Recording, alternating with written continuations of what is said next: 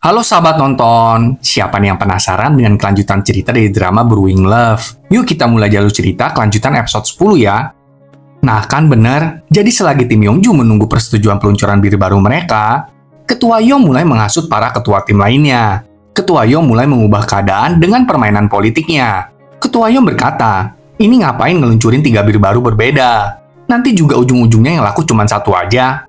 Mendingan dari awal luncurin satu macam bir aja deh. Gak sampai di sana, bawahan Ketua Yom juga mulai memanipulasi para karyawan dengan berbagai trik. Dia berusaha menemukan kekurangan ketiga bir baru itu, dan menekankan dampaknya terhadap keuangan perusahaan.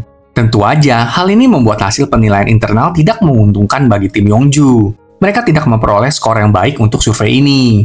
Emang kurang ajar sih si kepala Yom ini ya. Keesokan harinya, si Yoji Sang siap untuk mencicipi Together. Together adalah nama bir baru yang tim Yongju ciptakan. Setelah mencoba satu set bir Together, si Yoji Sang bertanya kepada seluruh kepala tim yang hadir di sana, apakah Together ini enak apa enggak? Jawab, iya apa tidak. Mereka pun menjawab enak. Si Yoji Sang pun tentu setuju. Tapi si Yoji Sang juga nggak bisa mengabaikan survei penilaian internal yang buruk. Namun Minju langsung angkat bicara dan mengatakan kalau dia akan mendaftarkan Together ke kontes bir buta internasional sebagai penilaian eksternal. Nah, jika tim Yongju menang, maka si Yoji Sang harus segera merilis Together. Mendengar ide Minju, si Yoji Sang langsung setuju dan menyambutnya dengan gembira. Hore, semoga Together menang ya sahabat tonton. Setelah itu, Arum dan Chanwi mengobrol berdua di taman. Di sana, Chanwi bertanya, kenapa Arum menyerah untuk menikah hanya karena Chanwi? Arum menjawab, itu karena Chanwi adalah bagian penting dalam pernikahannya. Lalu Arum tanya balik, Chanwi sendiri kenapa kok sepertinya nggak mau menikah? Tapi Chanwi nggak bisa menjawab pertanyaan Arum. Dan hal ini membuat Arum pergi meninggalkannya. Malam harinya, Chanwi berbicara dengan Minju. Chanwi mengatakan kalau dia punya masa lalu yang membuatnya sulit bernapas. Minju mengatakan agar Chanwi melawan masa lalu itu untuk Arum. Tapi Chanwi berkata kalau dia udah menyerah. Mana bisa pria yang tidak bisa bernapas akan menikah?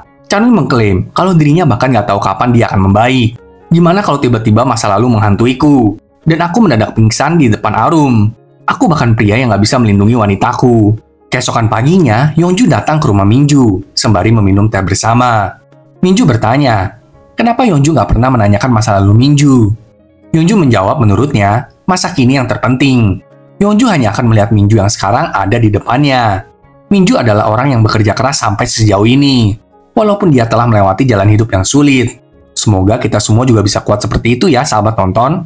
Kemudian Yongju mengajak Minju ke kantor kepala desa. Di sana, penduduk desa dan keluarga Minju sudah menunggu Minju.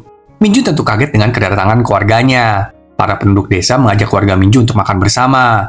Di sana, para ibu mulai menggoda ayah Minju dengan mengatakan kenapa kok ayah Minju menjaga jarak dari Minju? Kenapa kok kaku banget? Aduh, ibu-ibu ini kocak deh ya. Sementara itu di tempat lain, Chanwi mendatangi Arum dan mengajaknya berbicara. Chanwi mengatakan, cita-cita Chanwi dari kecil tuh pengen banget jadi tentara. Tapi ketika Chanwi sedang dalam penugasan, kapal negara dibajak. Kilas balik menunjukkan, Chanwi dan timnya beroperasi di kapal yang dibajak. Saat itu, Chanwi menembak pembajak kapal tersebut hingga tewas. Dan sejak saat itu, Chanwi mulai dihantui perasaan bersalah. Tapi karena takut dianggap lemah, Chanwi tetap bertahan selama 5 tahun.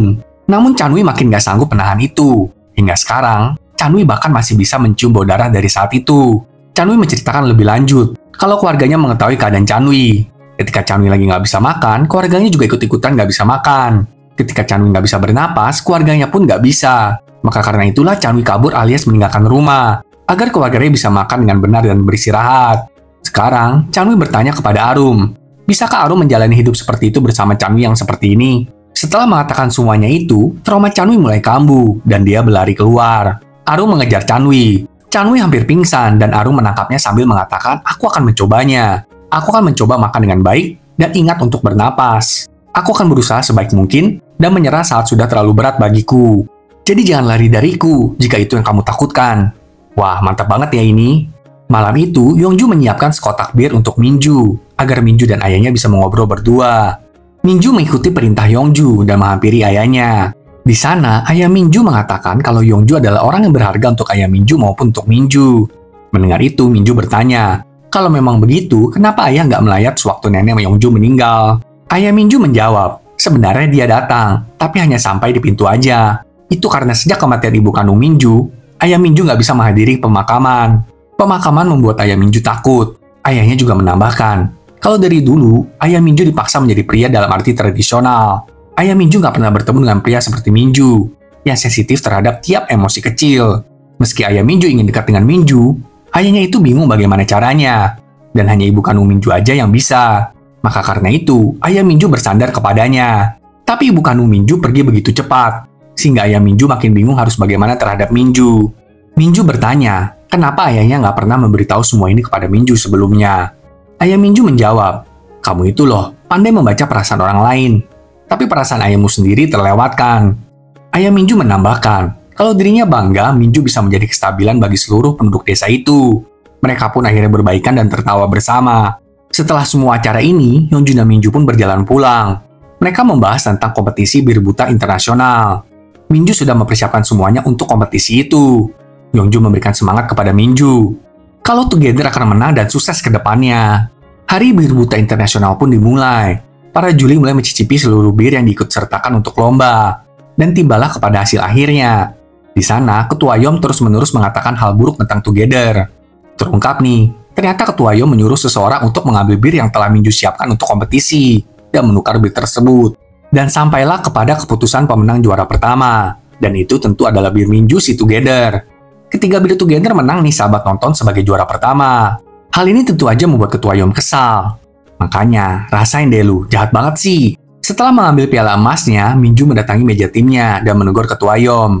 Mengatakan kepadanya kalau dia terus begitu, pada akhirnya Ketua Yom sendiri yang akan hancur. Kilas balik memperlihatkan, ketika Minju memberikan sampel Together untuk kompetisi kepada kurir, Minju membaca perasaan si kurir dan menebak dengan jitu kalau si kurir itu adalah suruhan Kepala Yom yang akan menukar bir Together. Kembali ke saat ini, Kepala Yom sangat kesal dengan hasil kompetisi dan perkataan Minju, sehingga dia pergi dari sana. Sementara itu, seluruh tim Yeonju bersama Kepala Na bergembira bersama atas kemenangan besar ini. Akhirnya, kita tiba di hari pertama peluncuran bir Together. Tapi Yeonju mendapatkan telepon kalau birnya nggak bisa dikirim hari ini. Yeonju segera pergi dan bertemu dengan Minju yang terlihat lemas. Minju menegaskan kalau mereka harus menunda tanggal peluncuran Together, karena bir ini harus dibuang. Wah, ada apa lagi dah ini? Memang bisa mengetahui pikiran dan perasaan orang itu kayaknya enak ya. Tapi ujungnya, kita harus tetap konfirmasi ke orang tersebut. Karena kalau enggak, semua yang kita rasakan akan tetap menjadi asumsi kita semata. Saksikan kelanjutan 2 episode terakhirnya minggu depan ya sahabat nonton. Sampai jumpa.